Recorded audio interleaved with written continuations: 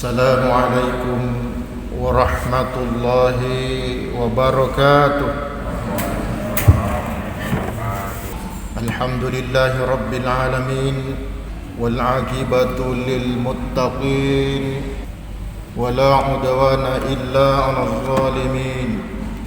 أشهد أن لا إله إلا الله وحده لا شريك له له الملك المبين وأشهد أن محمدا عبده ورسوله المبعوث رحمة للعالمين. اللهم صل وسلم وبارك على أشرف الأنبياء والمرسلين سيدنا محمد وعلى آله وأصحابه ومن تبعه بإحسان إلى يوم الدين. أما بعد فيا عباد الله اتقوا الله حق تقاته ولا تموتن إلا وأنتم مسلمون. وقد قال الله سبحانه وتعالى في كتابه الكريم وهو أصدق القائلين: أعوذ بالله من الشيطان الرجيم بسم الله الرحمن الرحيم وننزل من القرآن ما هو شفاء ورحمة للمؤمنين ولا يزيد الظالمين إلا خسارا. Sadaqallahul azim. Bapak-bapak, kaum muslimin sidang jamaah Jumat yang sama-sama dirahmati Allah, marilah kita senantiasa memanjatkan puji dan syukur kehadirat Allah Subhanahu wa taala, karena Allah tidak pernah berhenti mencurahkan nikmat dan karunia-Nya kepada kita walaupun hanya sedetik. Hamba yang selalu bersyukur atas nikmat yang Allah berikan kepadanya, maka pasti Allah akan menambahkan nikmat kepada hamba itu. Salawat dan salam mari kita kirimkan kepada junjungan kita Nabiullah Muhammad sallallahu alaihi wasallam, yang kita ikuti dengan upaya maksimal sesuai dengan kemampuan yang Allah berikan kepada kita untuk meningkatkan iman dan takwa kita kepada Allah Subhanahu wa taala. Kita harus memperbanyak doa kepada Allah. Mudah-mudahan iman dan takwa senantiasa terpatri dalam hati kita hingga tiba masanya nanti ketika Allah memisahkan roh dari jasad kita. Kaum muslimin sidang jemaah Jumat yang sama-sama dirahmati oleh Allah Subhanahu wa taala. Di dalam Al-Qur'an di surah Al-Isra, Allah Subhanahu wa taala memberikan informasi kepada kita hamba-hambanya. Wa nunazzilu minal Qur'ani ma huwa shifaa wa rahmatul lil mu'minin. Dan kami turunkan pada Al-Quran suatu yang menjadi penawar dan rahmat bagi orang-orang yang beriman. Jadi Al-Quran ini di samping Allah Subhanahu wa taala turunkan sebagai petunjuk dalam kehidupan kita, bagaimana kita mengarungi kehidupan ini, Al-Quran pun juga menjadi obat, menjadi penawar, dan Allah menurunkan rahmatnya pada Al-Quran itu, sehingga orang-orang yang tidak mengakrabkan diri dengan Al-Quran sesungguhnya mereka tidak mau mendapatkan rahmat dari Allah. Ada satu amalan di dalam Al-Quran yang kalau kita amalkan itu sudah mencukupi kita, kaum muslimin yang dirahmati oleh Allah. Saya rasa tidak ada orang yang tidak mau hidupnya cukup. Kita semua mau hidup berkecukupan. Dan dengan mengamalkan Al-Quran, serta nilai-nilai yang ada di dalam Al-Quran itu, insya Allah hidup kita akan serba berkecukupan. Tinggal apa kita mau mengamalkan atau tidak. Satu amalan yang luar biasa di dalam Al-Quran, biasakan membaca surah Al-Fatihah sebelum tidur, dan ditambah dengan 2 ayat terakhir dari surah Al-Baqarah. Kenapa? Karena dalam sebuah keterangan hadis yang bersumber dari sahabat Rasul Ibnu Mas'ud radhiyallahu anhu, hadis ini diriwayatkan oleh Imam Bukhari. Rasulullah sallallahu alaihi wasallam bersabda, "Man qara'a bil ayataini min akhir suratil Baqarah fi lailah kafatah." Barang siapa yang membaca 2 ayat terakhir dari surah Al-Baqarah, kata Nabi, pada malam hari, maka Allah akan mencukupinya.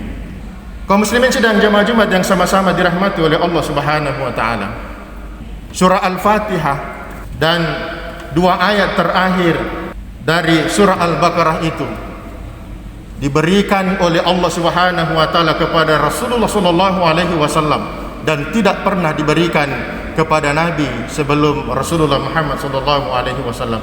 Ini keistimewaan yang luar biasa yang datang dari Allah, dan 2 surah ini didatangkan dari perbendaharaan arsy-Nya Allah Subhanahu wa taala, sehingga orang yang rutin, orang yang istiqomah mengamalkan amalan ini, insyaallah hidupnya cukup.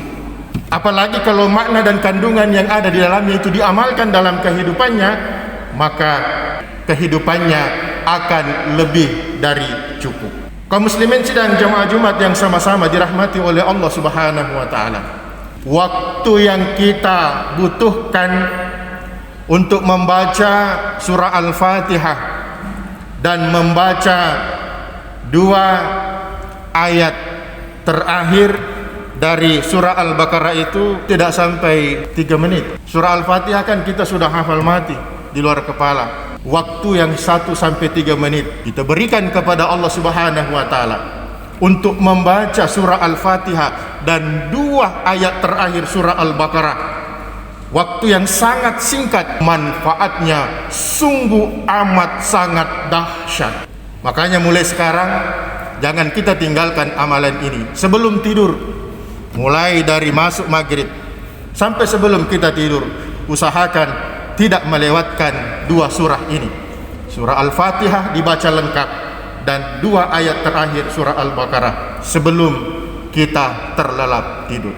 Dan tidak ada yang kita baca 1 huruf pun dari kedua surah ini, Al-Fatihah dari ayat 1 sampai ayat 7 dan surah Al-Baqarah 2 ayat terakhir, tidak 1 pun huruf yang kita baca kecuali Allah Subhanahu wa taala akan memberikan sesuatu kepada kita.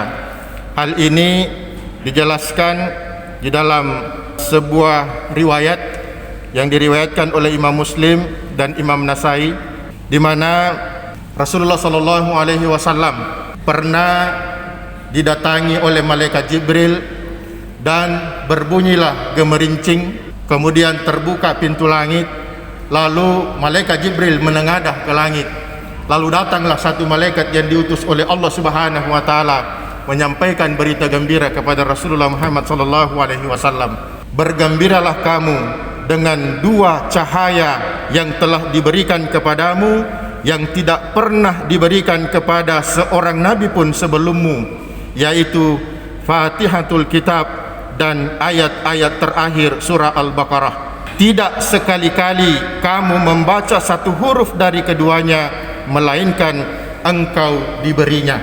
Artinya Allah akan memberikan sesuatu yang tentu dalam pandangan Allah amat sangat kita butuhkan, dan itu yang akan Allah berikan dari 1 huruf saja yang kita baca dari surah Al-Fatihah dan 2 ayat terakhir dari surah Al-Baqarah. Mudah-mudahan amalan ini kalau kita amalkan bisa menjadi doa untuk meningkatkan imunitas tubuh kita supaya kita tidak terserang virus corona, Saya juga baca dalam sebuah literatur Imam Nawawi menyampaikan bahwa kalau orang rutin membaca 2 ayat terakhir surah Al-Baqarah, maka dia akan dijauhkan dari berbagai macam penyakit. Barakallahu li wa lakum fil Qur'anil azim wa nafa'ani wa iyyakum bima fihi minal ayati wa zikril hakim wa taqabbala minni wa minkum tilawatahu innahu huwal ghafurur rahim. Alhamdulillahi rabbil alamin wa bihi nasta'inu ala umurid dunya waddin. Ashhadu an la ilaha illallah wahdahu la syarika lah wa ashhadu anna Muhammadan abduhu wa rasuluh. Allahumma salli ala sayyidina Muhammad wa ala alihi wa ashabihi ajma'in.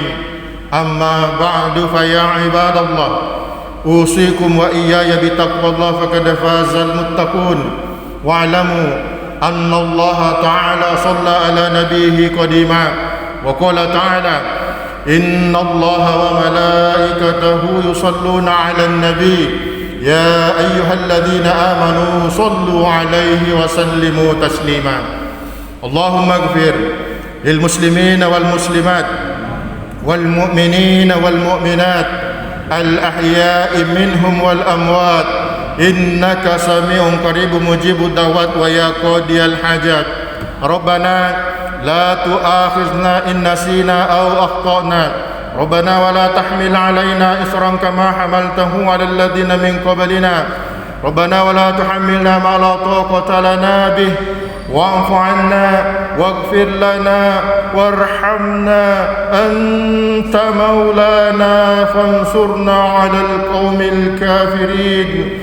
Rabbana zalamna anfusana wa in lam taghfir lana wa tarhamna lanakunanna minal khasirin. Rabbana la tuzigh qulubana ba'da idh hadaytana wa hab lana min ladunka rahmah innaka antal wahhab. Rabbana atina min ladunka rahmah wa hayyi' lana min amrina rashada. Rabbana taqabbal minna innaka antas sami'ul 'alim wa tub 'alaina innaka antat tawwabur rahim waghfir lana ya maulana innaka antal ghafurur rahim.